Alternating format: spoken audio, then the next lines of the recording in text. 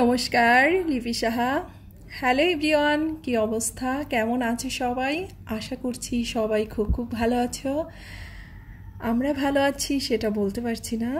তো শারীরিক দিক থেকে তো ভালো আছি, কিন্তু মানসিক দিক থেকে অনেকটাই চিন্তার মধ্যে আছি। তো তোমরা যে যেখান থেকে আমার ভিডিওটা দেখছো, তোমাদের সবাইকে অনেক অনেক ওয়েলকাম।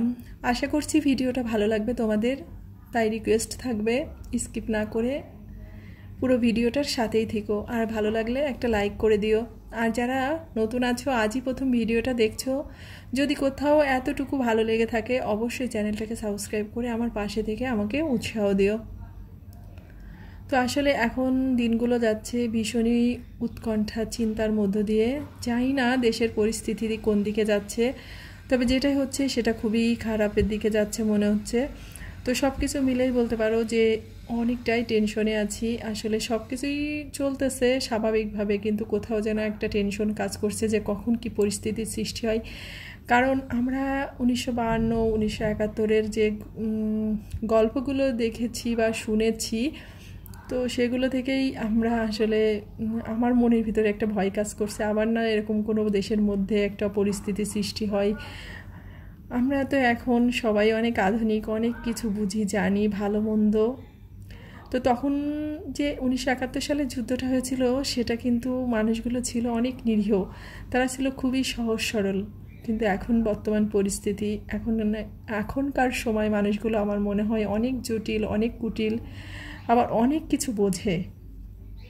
শুধু বোঝে সেটাই বলবো না, অনেক কিছুতেই বেশি বোঝে। আর প্রথম দিকে খুব একটা টেনশন করতাম না যে সব কিছু হয়তো স্বাভাবিক হয়ে যাবে, যে এটা নিয়ে আন্দোলন শুরু হয়েছে সেটা মেনে নিলেই তো স্বাভাবিক পরিস্থিতি হয়ে যাবে। কিন্তু এখন না, ব্যাপারটা পুরোটাই উল্টা হয়ে গেছে। আর এখন দিন যাচ্ছে পরিস্থিতি তত অনেক বেশি কঠিন হয়ে যাচ্ছে। তবে দেশে যে ধরনের পরিস্থিতির সৃষ্টি হোক না কেন, সবচেয়ে যারা বেশি ভোগে সেটা হচ্ছে আমাদের মতো সাধারণ মানুষ। তো আমাদের না কিছু করার থাকে, না কিছু আমরা করতে পারি। আসলে আমরা যেদিকে যাই আমাদের সেদিকেই বিপদ আর কি। তো যাই হোক, ঈশ্বরের কাছে প্রার্থনা করি যেন পরিস্থিতিটা আর বেশি খারাপ না হয়, সব কিছু আগের মতো স্বাভাবিক হয়ে যাক এবং সবাই সব কিছু মেনে নিয়ে সবাই যার যার অবস্থান থেকে আর কি একটু বিষয়গুলো বোঝার চেষ্টা করুক, এটাই আর কি। তো যাই হোক, সকালবেলা থেকে যে কাজগুলো শুরু করেছি সেটা দিয়েই আর কি ভিডিওটা করতেছি, আর তোমাদের সাথে আর কি কথাগুলো বলতেছিলাম। আসলে কার কাছে বলবো, কি বলবো, কোথায় বলবো সে বুঝতে পারতেছি না। তো যেহেতু একটা প্ল্যাটফর্ম আছে, তো মনের মধ্যে যতটুকু কষ্ট, যতটুকু কথা আছে, শুধুমাত্র আমি এই আমার ভিডিওর মাধ্যমেই তোমাদের সাথে আর কি শেয়ার করার চেষ্টা করি। তো আমি কোনো দল হয়ে বলি না, বা কোনো কারো কাছ থেকে কারো পক্ষ নিয়ে কথাটা বলি না। আমার যেটা মনে হয়, আমার যেটা ভালো লাগে সেগুলোই কিন্তু আমি বলে থাকি। তো যাই হোক, অনেক কিছুই বললাম, এখন স্বাভাবিক আর কি কথায় ফিরে আসি। সেটা হচ্ছে সকালবেলা তো উঠে অনেকগুলো কাজ করে নিয়েছি তোমাদের সাথে কথা বলতে বলতে। তো বেশ কিছু যে নিরামিষ থালা বাসনগুলো ছিল, একাদশীর থালা বাসন, এগুলো একটু ধোয়াই ছিল, তো বাইরে রেখে দিয়েছিলাম। তো বৃষ্টিতে ভিজেছিল, একটু ধুলা ময়লাও লেগেছিলো, এই কারণে আরেকবার একটু ভালো করে ধুয়ে আর কি এটাকে ভালো করে শুকিয়ে মুছে উপরে উঠে রাখবো। কারণ এই থালা বাসনগুলো তো সবসময় লাগে না, শুধুমাত্র একাদশীর দিন আসলেই থালা বাসনগুলো লাগে। তো এখন হচ্ছে সকালের আর কি নাস্তা করব। তো সকালে নাস্তার জন্য আসলে ভেবেছিলাম একটু রুটি চাটা করব, এটা করলেও হয়ে যেত, কিন্তু স্বপ্নিল আবার ওটা খেতে পারে না। তো সে কারণেই ওই একবারে ভাবছি একটু খিচুড়ি রান্না করব 3 জনের জন্য। তো খুবই অল্প করে রান্না করব, যাতে 3 জনের সকালে আর কি হয় ঠিক ততটুকু পরিমাণ। আর দুপুরে তো আলাদাভাবে আবার রান্না করতে হবে, কারণ সকালে একবারে রান্না করতে পারতাম, কিন্তু স্বপ্নিলের পাপা আবার ওই সকালেরটা আসলে খেতে চায় না, আর খিচুড়িটাও একবার খেলে আর একবার কেউ খেতে চায় না। তো সে কারণে আর কি আবার দুপুরে রান্নাটাও করতে হবে।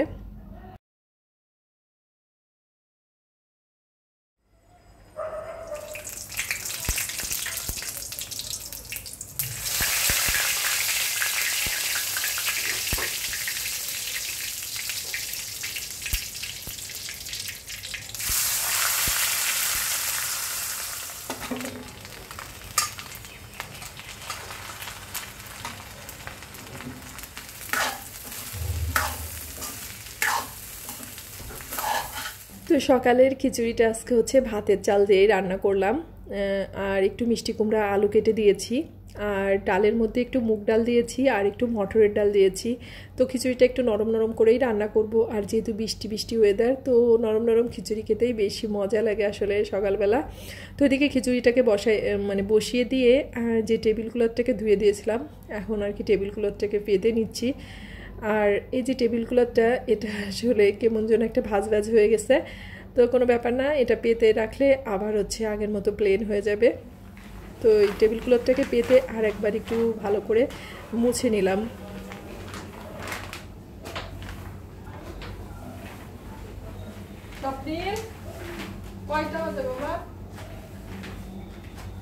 তো এদিকে এখন হচ্ছে খিচুড়িটাও আমার হয়ে গেছে। তো স্বপ্নিলকে আর ভাইকে খাবার দিয়ে দিয়েছি, ওরা আর কি খাচ্ছে, আর এখন একটু আমার জন্য আর কি খিচুড়িটা বেড়ে নেব। তো খিচুড়িটা খেতে কিন্তু অনেক সুস্বাদু হয়েছিল, মাঝে মাঝে অনিচ্ছাকৃত রান্নাও কিন্তু অনেক ভালো হয়ে যায়। তারপরে যে খাওয়া দাওয়ার পরে তো দুপুরের রান্নার জন্য যা যা করবো সব কিছু আর কি প্রিপারেশন করে রাখতেছি। তারপর স্বপ্নিলকে একটু পরিয়ে এসে তারপর দুপুরের রান্নাটা আর কি করবো।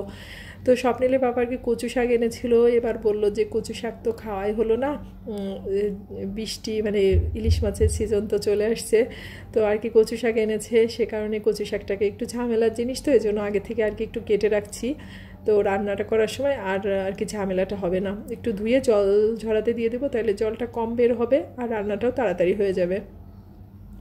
তো হাতে একটু গ্লাভস পরে নিয়েছি, কারণ কচু কাটতে গেলে আমার হাত ভীষণভাবে চুলকায়, তো সে কারণে আর কি রিস্ক নেইনি। আর যদি স্বপ্নিলের পাপা বাসায় থাকতো তাহলে ওই আর কি কেটে দিত, কচু শাকটা কাটলে ওই আর কি কেটে দেয়। তো যদি রাত্রে আনতো সকালে কেটে টেটে পরিষ্কার করে দিত, কিন্তু দুপুরবেলা আর কি পাঠিয়েছে, তো সে কারণে এখন আমাকেই কেটে নিতে হচ্ছে। তো যাই হোক, সবগুলো রান্না করবো না, অর্ধেকটা মতো নিয়েছি কচু শাক, আর এই যে ইলিশ মাছের মাথাগুলোকে ভিজিয়ে রেখেছিলাম, সবগুলো একসাথে ছিল, তো এই জন্য আর কি সবগুলো একসাথেই ভিজাতে হয়েছে। তো যেহেতু কচু শাক অল্প, তাই বেশি পরিমাণে দিব না, খুবই অল্প করে আর কি একটা মাথা দিব আর একটা লেজা দিব আর কি শাকের মধ্যে। তো এখন শাকটাকে ধুয়ে জল ঝরাতে দিয়ে তারপর হচ্ছে স্বপ্নিলকে একটু পড়াতে যাব। আর এই গ্লাভসগুলো আসলে খুবই উপকারী রান্না বাড়া কাটাকুটার ক্ষেত্রে। দেখো কতটা পরিমাণে দাগ হয়েছে, সেটা তো হাতের আঙুলেও লাগতো, আবার দেখা যায় হাতটাও চুলকাতো। যাই হোক, সব কিছু থেকে বেঁচে গেলাম আর কি।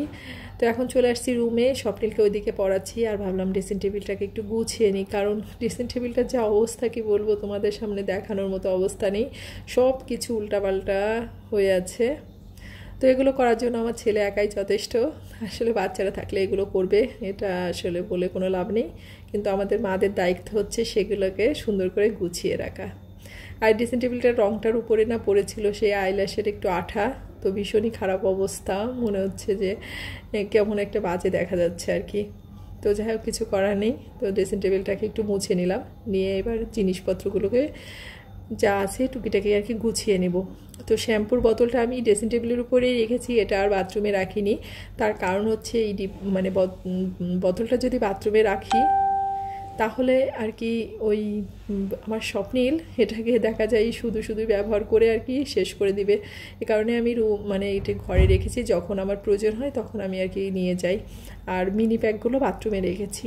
আর এটা একটা মশার ওষুধ, তো এটা স্বপ্নিল যখন স্কুলে যায় তখন ওকে আর কি ওষুধটা দিয়ে দিই শার্টের সাথে, আর রাত্রে হচ্ছে ঘুমানোর সময় একটু বালিশ তারপর জানালার পর্দাতে দিয়ে দিই, যাতে আর কি মশাটা না আসে। আর এখন তো ডেঙ্গুর সময়, আর ডেঙ্গুতে মৃত্যু হচ্ছে, প্লাস ডেঙ্গু জ্বরের প্রকোপটা বেড়ে গেছে। তো যেহেতু বাংলাদেশে ঝামেলাটা চলতেছে, তাই এ নিয়ে আর কোনো এখন খবর টবর কিছুই নাই বলতে পারো।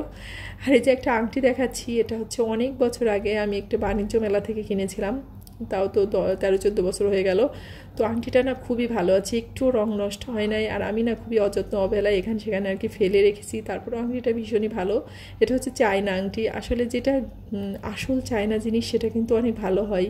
আমরা মনে করি যে চায়না বললেই খারাপ, চায়না জিনিসগুলো ভালো হয় না, কিন্তু আসলে সেটা না।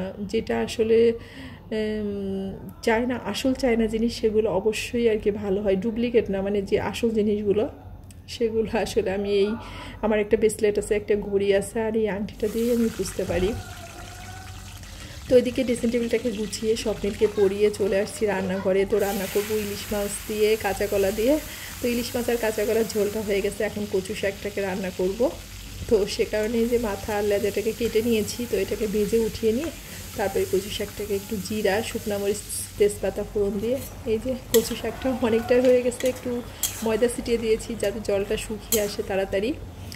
তো এখন শেষে কাঁটাটা দিয়ে দিলাম, যাতে কাঁটাটা খুব বেশি না মিশে কচু শাকের সাথে, কারণ স্বপ্নিল তো খাবে। তো কাটা হয়ে গেলে ও আবার খেতে একটু সমস্যা হতে পারে, সে কারণে একটু মানে নামানোর আগ মুহূর্তে কাঁটাটাকে দিয়ে দিলাম। আর কাঁটাটাকে খুব বেশি নাড়াচাড়া করবো না, তাহলে ভেঙে ভেঙে যেতে পারে। তো এই যে রান্না হয়ে গেছে, আলু দিয়ে কাঁচা কলা দিয়ে ইলিশ মাছ রান্না করেছি, কচু শাক রান্না করেছি, আর পটল আর পেঁয়াজ দিয়ে ভাজি করেছি। তো এখন হচ্ছে স্বপ্নিলকে খাবার দিয়ে দিচ্ছে আর আমিও খাবারটা খেয়ে নেব। তো আজকের ভিডিওটা এ পর্যন্তই। আর সবাই ভালো থেকো, সুস্থ থেকো, আর অবশ্যই অনেক অনেক সাবধানে থেকো। আর ভালো লাগলে একটা লাইক করে দিও, আর নতুন যারা আছো অবশ্যই চ্যানেলটাকে সাবস্ক্রাইব করে আমার পাশে থেকো। তো ভালো থেকো সবাই, দেখা হচ্ছে নেক্সট ভিডিওতে।